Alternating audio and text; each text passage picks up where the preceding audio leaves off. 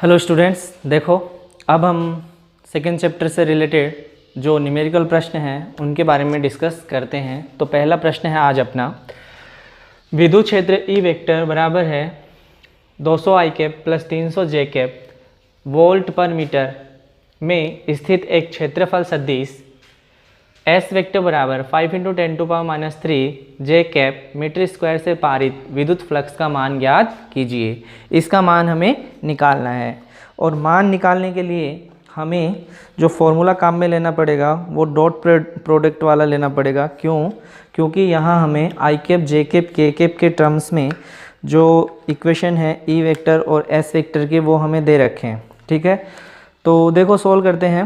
विद्युत फ्लक्स क्या होगा? विद्युत फ्लक्स का जो फॉर्मूला है वो आपको मालूम है, विद्युत फ्लक्स, और वो हो जाएगा phi equal to E vector dot S vector. ठीक है, तो phi equal to E vector अपने पास में है 200 I cap plus 300 J cap dot S vector है अपने पास 5 × 10⁻³ जे कैप। ठीक है, तो इसके अंदर आपको मालूम है कि हम जैसे ही सॉल्व करते हैं डॉट प्रोडक्ट को तो आई कैप का आई कैप के साथ करते हैं, जे कैप का जे कैप के साथ, के कैप का के कैप के साथ करते हैं। ठीक है, तो यहाँ से आई कैप डॉट आई कैप और वो हो जाता है 1, जे कैप डॉट जे कैप भी 1, के कैप डॉट के कैप है वो भी 1 होता है। ठीक है, अच्छा अगर हम इसका किसी दूसरे के साथ करते हैं, जैसे आई कैप डॉट जे कैप, आई कैप डॉट के कैप, या फिर जे कैप डॉट के cap, J cap dot I cap, या के कैप डॉट आई कैप और के कैप डॉट जे कैप, ये सारे के सारे कैसे होते हैं? 0 होते हैं। ठीक है, अच्छा बिंदु गुणनफल या अदिश गुणनफल है वो क्रम विनिमय नियम का पालन करता है। इसका मतलब इसका उल्टा भी हो, जे कैप डॉट आई कैप, जैसे जे कैप डॉट आई कैप ये रहा। ठीक है, और इसी तरह आई कैप डॉट के कैप तो के कैप डॉट आई कैप, है ना। तो ये सारे के सारे क्रम विनिमय नियम का पालन करते हैं, इसका मतलब मान 0 आएगा। हमारे काम का जो मान है वो सिर्फ और सिर्फ ये 3 है, ये हमें मालूम होने चाहिए। आई कैप का आई कैप के साथ 1, जे कैप का जे कैप के साथ 1 और के कैप का के कैप के साथ भी 1 होता है। बाकी के सारे कैसे होते हैं? 0 होते हैं। तो यहाँ हम आई कैप का आई कैप के साथ करें तो आई कैप का तो यहाँ कोई कोफिशिएंट है ही नहीं, इसका मतलब वो 0 हो गया है। ठीक है, तो हमें सिर्फ जे कैप का जे कैप के साथ करना है, इसका मतलब ये आ गया अपने पास में। आई कैप का आई कैप के साथ किया 0 हो गया, जे कैप का जे कैप के साथ करते हैं तो ये हो गया 5 × 300 × 10⁻³ जे कैप डॉट जे कैप, जे कैप डॉट जे कैप 1 हो गया। तो ये बना फाई इक्वल टू 15 × 10⁻⁻1। ठीक है, 2 ये हैं और -3 ये हैं तो -1, और आई कैप डॉट आई कैप क्या हो गया? 1 हो गया। फाइनली अपना आंसर आ गया कितना? 1.5 वेबर। ठीक है, इसका यूनिट क्या हो जाएगा? वेबर हो जाएगा। या फिर आप लिख सकते हो वोल्ट इंटू मीटर, या फिर लिख सकते हो आप वोल्ट इंटू मीटर। ठीक है, तो बहुत सी सिंपल है, ये डॉट प्रोडक्ट पे आधारित क्वेश्चन है, आप कर सकते हो।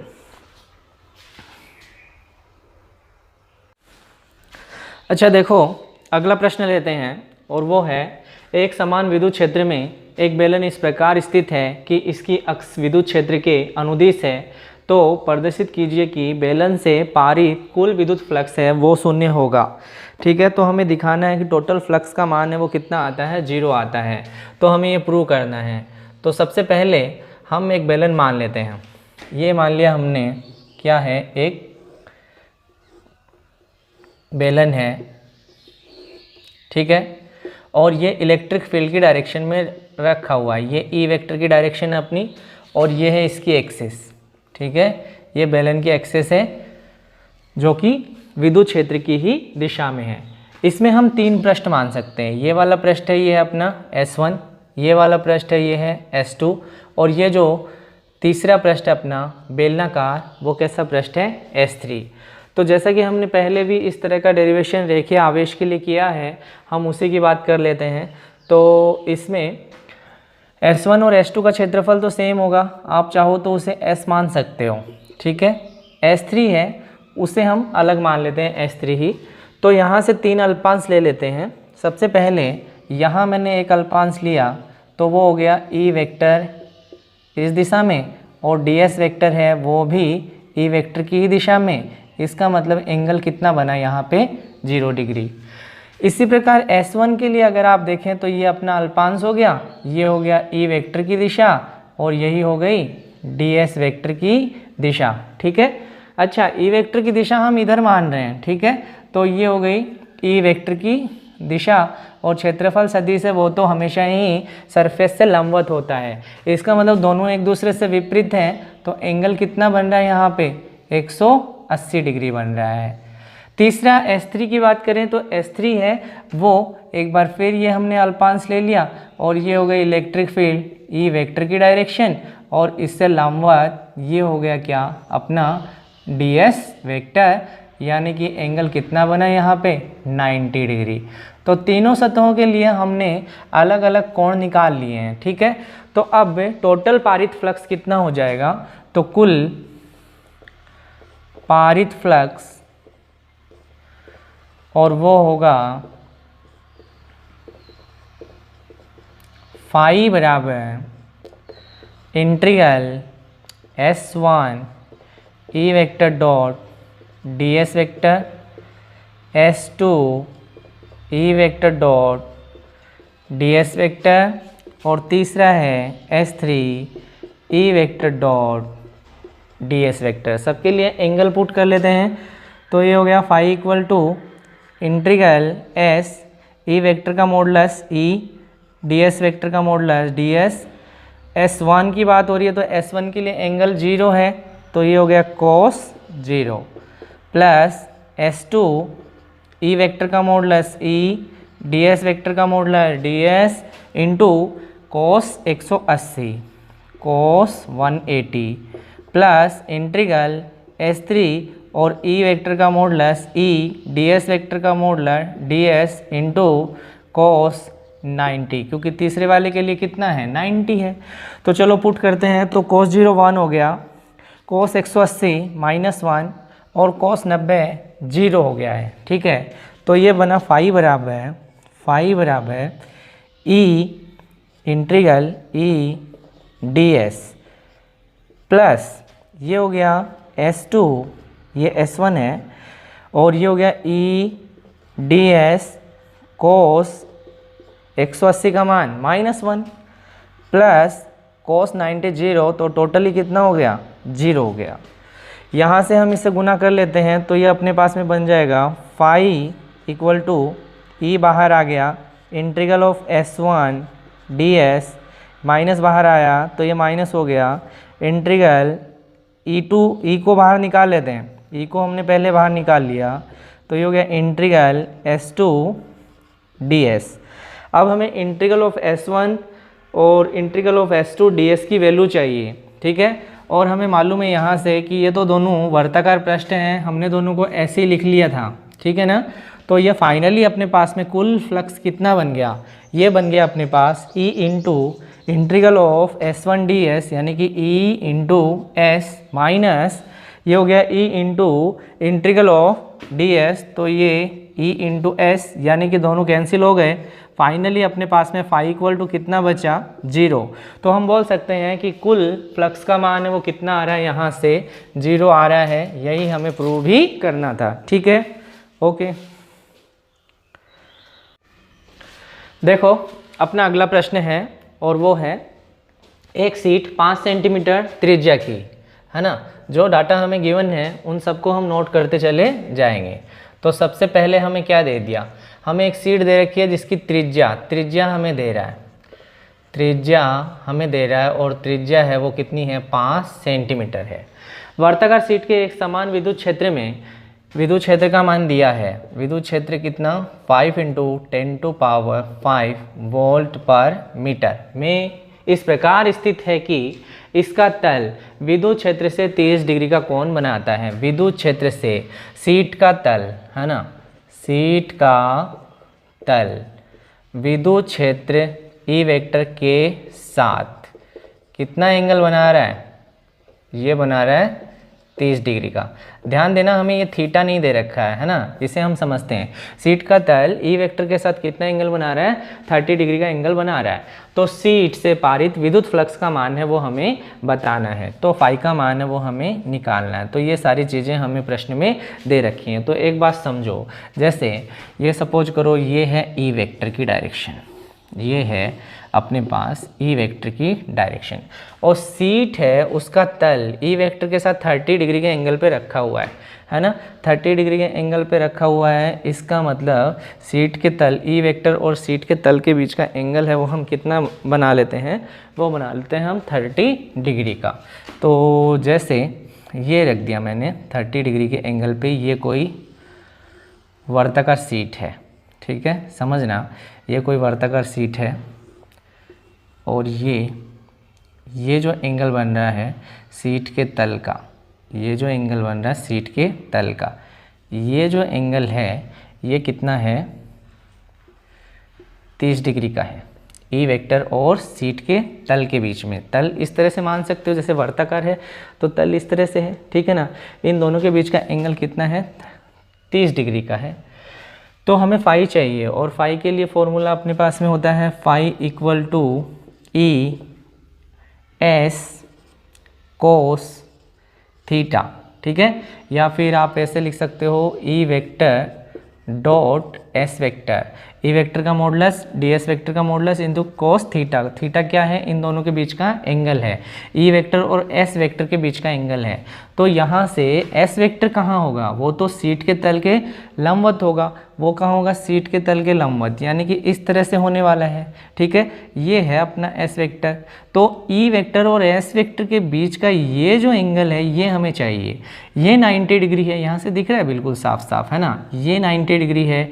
तो ये फिर कितना बचा, ये 60 डिग्री बना, है ना। तो थीटा कितना है, थीटा यहाँ से आप नोट कर सकते हो कि ई वेक्टर व एस वेक्टर के मध्य का कोण थीटा होता है, और वो कितना आ रहा है यहाँ से, वो आ रहा है 90 - 30, यानी कि थीटा आ गया कितना अपने पास में 60 डिग्री आ गया। तो यहाँ गलती नहीं होनी है, बहुत ही ध्यान से आपको प्रश्न को पढ़ना है। वो जो हमें कह रहा है शीट के तल के साथ विद्युत क्षेत्र का एंगल हमें दे रहा है ना, तो ऐसे नहीं है कि आंख बंद की और सीधा ही थीटा चिपका दिया तुमने, आंसर आ गया, है ना। तो ये हो गया फाई = ई की वैल्यू हमें दे रहा है, ये रही 5 × 10⁵ एस क्षेत्रफल हमें चाहिए। क्षेत्रफल वर्ताकार शीट है, तो वर्ताकार शीट की हमें त्रिज्या दे रखी है, तो क्षेत्रफल कितना हो जाएगा, πr² हो जाएगा क्षेत्रफल, इंटू कोस कितना 60 हो गया, ठीक है। तो फाई बराबर बना 5 × 10⁵ इंटू पाई का मान है 3.14 गुना r²। r को हमें चेंज करना है मीटर में, तो कितने से गुना कर देते हैं, 5 × 10⁻², ये बन गया मीटर में, है ना। सेंटीमीटर को मीटर में चेंज कर दिया हमने, उसका स्क्वायर है, तो ये हो गया 5 × 5 × 10⁻², 2 टाइम लिख दिया मैंने पूरा, ठीक है। और ये बचा cos 60 कितना होता है, तो वो होता है 1/2। cos 60 का मान हमें याद होना चाहिए। तो आप इन सबको मल्टीप्लाई करो, गुना करो, भाग करो, जो भी करो, घातें आपस में जोड़ लो, ठीक है। फाइनली आंसर अपने पास में कितना आ जाएगा, वो आ जाएगा 1.96 × 10⁻³ और यूनिट क्या होती है, वेबर, या फिर हम क्या लिख सकते हैं, वोल्ट इंटू मीटर। ये आप लोगों के लिए छोड़ दिया मैंने, इसको आप क्या करके देखोगे, गुना करके देखोगे। ओके बच्चों, अगला प्रश्न लेते हैं, और वो है अपने पास +4 माइक्रोकूलाम +6 माइक्रोकूलाम +3 माइक्रोकूलाम व माइनस का 9 माइक्रोकुलाम, ये 4 आवेश हैं वो किसी बंद पृष्ठ में स्थित हैं। तो जैसा हमें प्रश्न कह रहा है वैसा ही हम कर लेते हैं। देखो ये कोई बंद पृष्ठ है हमने मान लिया, जिसमें प्लस 4 माइक्रोकुलाम प्लस 6 माइक्रोकुलाम और प्लस 3 माइक्रोकुलाम, साथ में ही माइनस 9 माइक्रोकुलाम के 4 आवेश स्थित हैं। ठीक है। अच्छा, प्लस 8 माइक्रोकुलाम का आवेश पृष्ठ के बाहर स्थित है। तो बाहर कितना है? प्लस 8 माइक्रोकुलाम इसके बाहर स्थित है। तो पृष्ठ से निर्गत कुल फ्लक्स का मान हमें ज्ञात करना है। अगर हम गाउस के नियम के अकॉर्डिंग बात करें तो किसी बंद पृष्ठ से संबंधित फ्लक्स का मान है वह केवल बंद पृष्ठ के अंदर स्थित आवेशों के कारण से होता है, बाहर स्थित आवेश का उसमें कोई योगदान नहीं होता है। इसका मतलब हो गया गाउस के नियम से phi equal to summation of Q upon epsilon naught. इसका मतलब phi इक्वल टू हो गया समेशन ऑफ Q कितना हो जाएगा? इन सबका हमें अलजेब्रिक सम करना है, अर्थात चिन्ह के साथ जोड़ देंगे। चिन्ह के साथ जोड़ देंगे तो 4 microcoulomb plus 6 microcoulomb plus 3 microcoulomb minus 9 microcoulomb. ध्यान देना 8 माइक्रोकुलाम जो चार्ज है वो बाहर है, हमें उसे नहीं लेना है, upon epsilon not. Epsilon not की वैल्यू सबको याद होनी चाहिए, 8.85 गुना 10 की घात माइनस 12 और इसकी यूनिट हो जाएगी क्या? न्यूटन मीटर स्क्वायर पर कूलम स्क्वायर। ठीक है। तो यहाँ से हम सॉल्व करें तो ये हो गया 10 और 3 13, 13 में से 9 निकाल दो तो अपने पास में बचा कितना? 13 में से 9 गए तो 4 प्लस का 4 micro coulomb upon 8.85 into 10 to power minus 12 है। और आप चाहो तो माइक्रो को भी लिख सकते हो। क्या? माइक्रो को लिख दो 4 into 10 to power minus 6 coulomb upon 8.85 into 10 to power minus 12 है। इसे हम सरल करना है। सरल करना है तो आप देख सकते हो ऊपर चले जाएंगे तो घातें कितनी? प्लस की 6 हो जाएंगी और आंसर में अपने पास में 10 टू पावर 5 है तो उसके अकॉर्डिंग ये लिख दिया मैंने 40 अपॉन 8.85 इंटू 10 टू पावर 5। ठीक है ना। तो ये हो गया कितना? 8 से हम डिवाइड करेंगे तो ये आएगा अपने पास लगभग 9 है, लगभग 9 मान लूँ तो देखो मैंने कितना किया? 9 बार 9 चौक 36। ठीक है, 4 बज गए और 9 चौक 36, अगेन 4 आ रहा है तो लमसम 4.5 के करीब आंसर है वो अपना मिल जाएगा। आप सरल करके देखना, एग्जैक्ट वैल्यू है वो हमें मिलेगी। तो ये हमारा क्या होगा? फ्लक्स का मान होगा। इस प्रश्न में समझने वाली बात ये थी कि जो बाहर चार्ज होगा उसका कोई योगदान नहीं होगा, इसलिए हमें उसको इसमें ऐड नहीं करना है। ओके, देखो अगला प्रश्न है अपने पास में, एक अपरिमित विस्तार के लिए सीधे तार पर रेखीय आवेश घनत्व 2 माइक्रोकूलम पर मीटर है। इस रेखीय आवेश से वायु में 20 सेंटीमीटर की दूरी पर स्थित बिंदु पर विद्युत क्षेत्र की तीव्रता का मान ज्ञात करना है और आंसर है वो अपना ये आना चाहिए।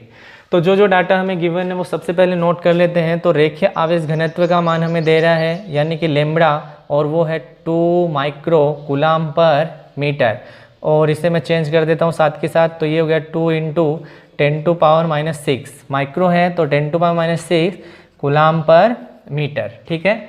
इसके बाद कह रहा है कि वायु में 20 सेंटीमीटर की दूरी पर, तो आर का मान भी हमें दिया है वो कितना है? 20 सेंटीमीटर, और सेंटीमीटर को हम मीटर में चेंज कर लेते हैं तो गुना कर दिया मैंने किससे? 10 टू पावर माइनस 2 से। ठीक है। अब विद्युत क्षेत्र की तीव्रता हमें निकालनी है, तो हमें निकालना क्या है? वो हमें ई का मान निकालना है। तो डायरेक्ट आपको फॉर्मूला याद होना चाहिए, फॉर्मूला बेस्ड क्वेश्चन है, बिल्कुल बटर केक है ये आपके लिए। तो 2k lambda upon R, 2k lambda upon R. अब कुछ नहीं करना, सीधा मान रखना है, सरल करना है, आंसर सीधा आ जाएगा। देख लो आप। तो ये हो गया अपने पास E equal to 2 into K की वैल्यू होती है 9 into 10 to power 9 into lambda, और लैम्ब्डा है 2 into 10 to power minus 6 upon 20 into 10 to power minus 2। ठीक है, ये बच रहा है अपने पास में, ये अपने पास में आया।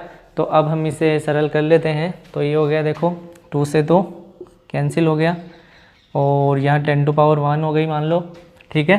तो 9 इंटू 2 यानी कि 18 into 10 to power 9 into 10 to power 6 upon नीचे कितना रहा 10 टू पावर -1। तो 10 टू पावर -1 से -1 कैंसिल कर दो यानी कि 5 बची। तो ये हो गया कितना 18 इंटू 10 टू पावर 4, ठीक है।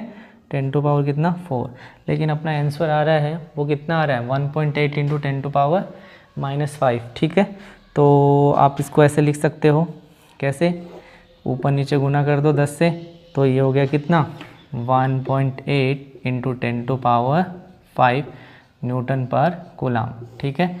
ये यहाँ माइनस नहीं आएगा, यहाँ क्या आएगा प्लस आएगा, ठीक है। ओके।